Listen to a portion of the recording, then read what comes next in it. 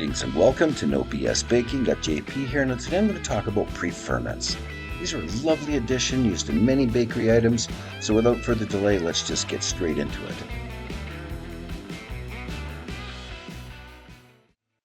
Now, putting aside all the fancy names, they're all just preferments. Some are really stiff and some are really slack. Some contain a bit of added yeast, where others rely on contamination by wild yeast naturally in the air we breathe. Now, each baker has his or her own version, so the hydration ranges can vary dramatically from source to source. When one thinks about preferments, a quick trip online and these names always pop up as the basic top four. Each is used to achieve different characteristics, but generally they are just preferments and to a major degree interchangeable.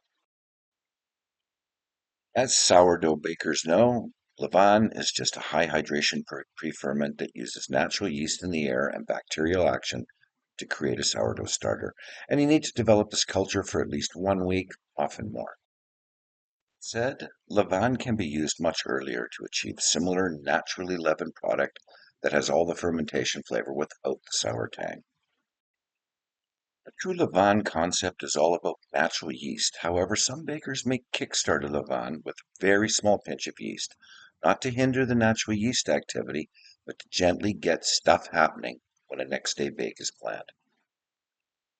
Regardless of whether it's a natural or yeast-assisted starter, it's always used at lower amounts, resulting in a slower rate of fermentation and improved dough structure. This process provides the baker significant flexibility with respect to bulk fermentation time, as in the case of sourdough.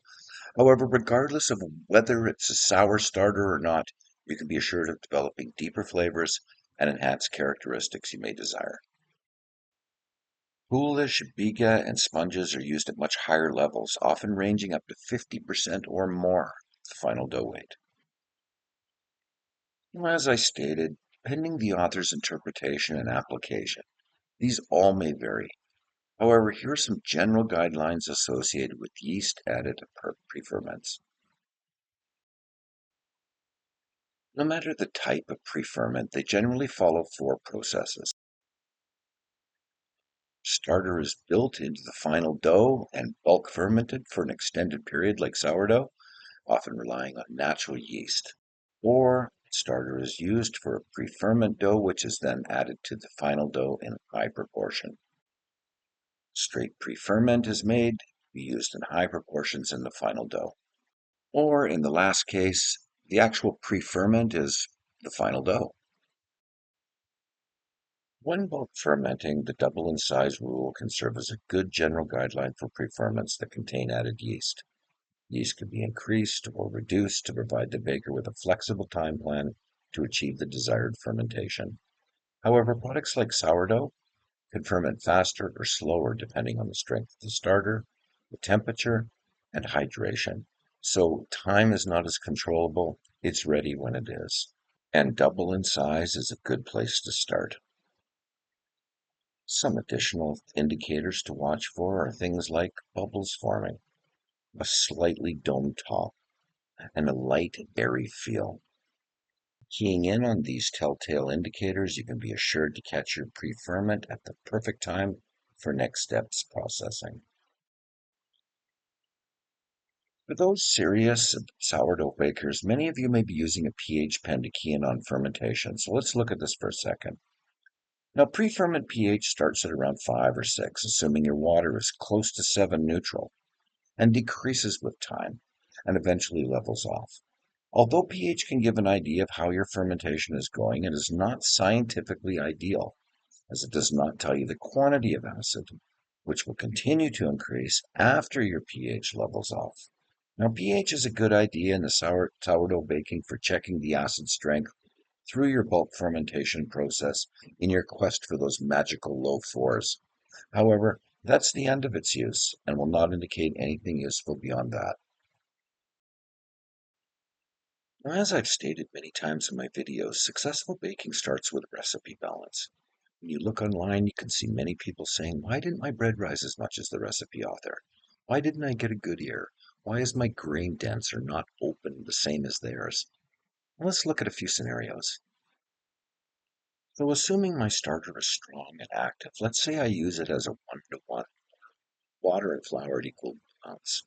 I add my starter to the dough based on, say, 500 grams of flour. The recipe author states that you add 75% water or 375 milliliters in this scenario.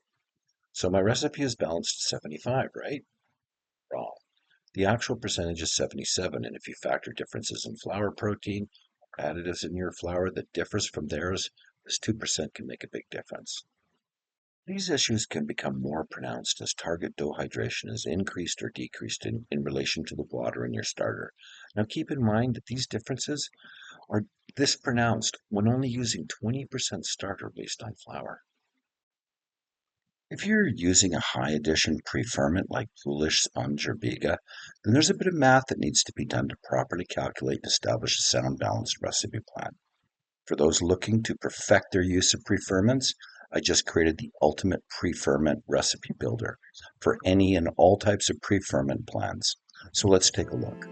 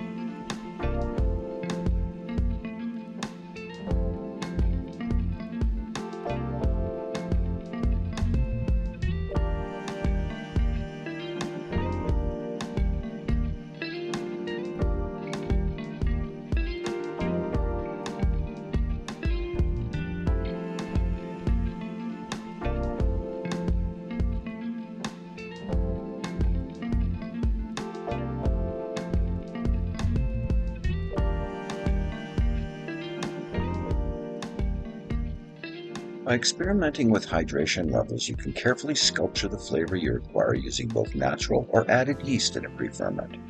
Yeast present in conjunction with lab bacteria and the temperature you subject your pre-ferment to can make subtle to significant changes in flavor, texture, and shelf life of your product.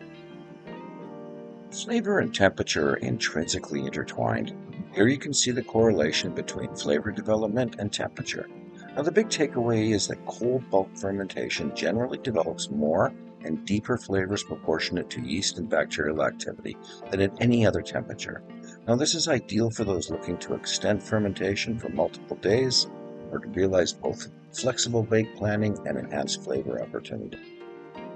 Baking with pre-ferments is not difficult and will open the door to many styles and types of breads that use this for some or all of the final dough recipe. Calculating everything accurately can be a tricky part, requiring combinations of true and baker's percent in the required math. As all bakers know, it's important to understand exactly where you are to figure out where you need to go. Now, there's a number of piddly little calculators out there that kind of get you in the right area. But if you really want to perfect your use and integration of starters or pre-ferments into your baking, then kind of or sorter or close is not how to bake. Baking is a science. Precision, accuracy, and recipe balance is the key to success.